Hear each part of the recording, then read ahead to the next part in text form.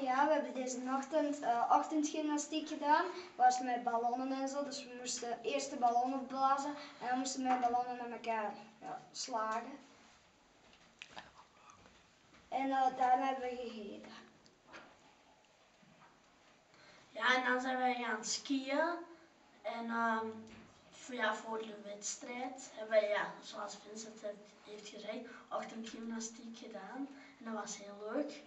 En als we thuis zijn, zullen we zeggen wie dat er bij de gevorderden in de top 3 staan. En bij de die nog nooit hebben geschiet in de top 3 staan. Ik heb het schelpjesrecord verbroken. Dat was Ai. Doe maar voor. Dat was nog van de vorige dagen. En wat hebben we deze avond gedaan? Het avondspel was nachtspel.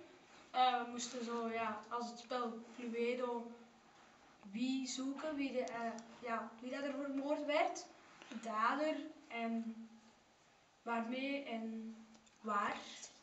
En hoe komt dat jullie zo aan het krijsen waren?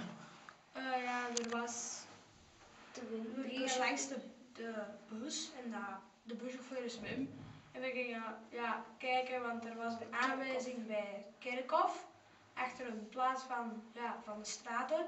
En in dat Kerkhof zat Wim, de buschauffeur, en die liet ons verschieten. Ja, en meester Siegfried zei, we moeten langs het Kerkhof en ik wou over dat muurtje klimmen en ineens zat er iemand aan mijn voet en dat was Wim. En ik zag zo een lampje branden en ik dacht, dat is een radio, maar het was gewoon een kaarsje dat brandde en toen zag ik dat de Wim was.